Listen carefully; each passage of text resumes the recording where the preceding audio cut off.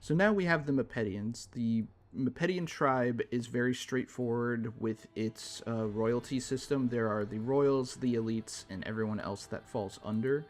And I'm going to show you each of the unique titles or classes that Mipedians have that sort of separate them from the other tribes in terms of a societal standpoint. So you have the royals, elites, the conjurers, the stalkers, and then pretty much everyone else falls under a generic category like scouts, warriors, muges.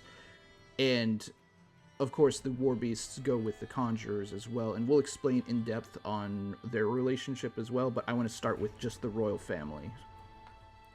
So Prince Mudinu is the guy in charge. He is the one that all the royal families bow their knees to, and there are several royals that are in the game prior to Chaotic's cancellation, and there is one household, I think, that has multiple family members that are in-game, and that would be the Durini line. So Marquis Durini, the title is Marquis, is a royal title, so you would assume Durini is the surname, and then you have Rasma Durini, so the two of them have to be related in some way, because I don't think Durini is a title within the world of Chaotic, so it's cool that there are multiple, big players in these houses. Ario is in a separate royal house, but I know he's a prominent figure within the show, and it's not really stated who all he is tied to in relation for family. I think that the Durinis are the only ones that are listed lore-wise to have multiple family members that have cards. So next we have the elites. The elites are the hand-picked warriors, stalkers, and just overall, bodyguards that the royals would need to protect them or their entourage at any given time. You have Malvadine, who's very stalker-like with the invisibilities, and Sand, who is very anti-mugic to protect his royal family, and then Dakamal, who would be there to train the soldiers that work for the royals. And now we have the Conjurers, the very, very popular faction that came up around the third set of Chaotic, and they just ran away with the game with their identity. The Conjurers summon these gigantic, larger-than-life war beasts that are part creature, part elemental to a degree, and they are so powerful, they will pretty much just bowl over any other creature in the game, but they come with a huge caveat. So a war beast is useless without a conjurer. A conjurer is there to help keep the war beast under control, keep it in check, because without a conjurer, a war beast will hurt itself severely every time it goes out and attacks. It will just rampage, and it will quickly lose its own life to its own recklessness. So you need one or more conjurers to make sure that the war beasts don't just, end themselves before the enemy gets a chance.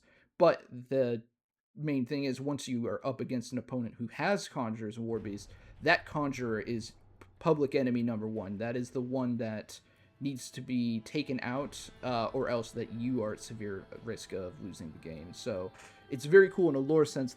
Each conjurer, even on these artworks that I chose, they have a specific war beast that they're known to have either worked with or summoned. And while multiple conjurers can help maintain a single war beast, it's neat to see that specific conjurers have either a signature or a favored war beast.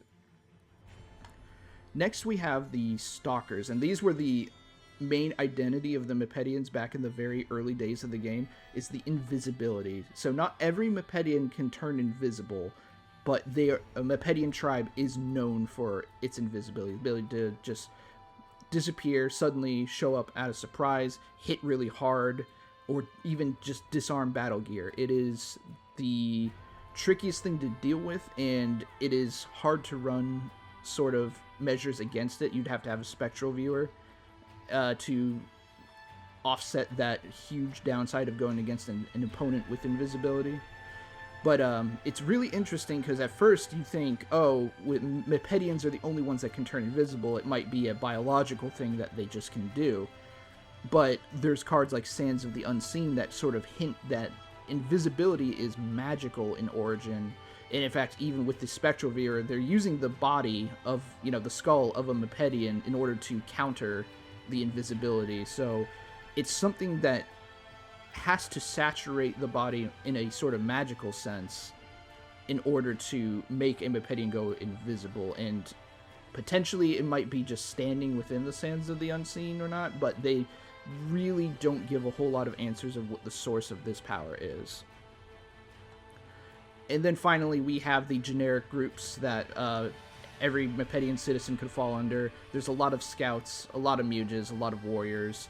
They usually do their own thing. They can be tied to a royal family. They can serve a royal family, but there can be individuals who just live like hermits, like Tian, just reporting on different areas of the world of Param. Like, there are scouts that have artwork of them in different areas, like within the Danian Reservoir, within the underworld. And this is pretty much it for the Mipedians. They have a very straightforward society and a very interesting identity to them. But there's also a little fun fact I want to share. So, Baka fun fact, Colmo is the only creature in the entire game to have started as a Mipedian, was converted into a Danian by the Danian parasite, and then was purified at some point. They don't explain how or why, but Colmo was cured of the Danian parasite. He was no longer an insect, and he even retained his memories of his time in the hive, which is something I hope that they go back to discussing in the new game, but we'll just have to wait and see.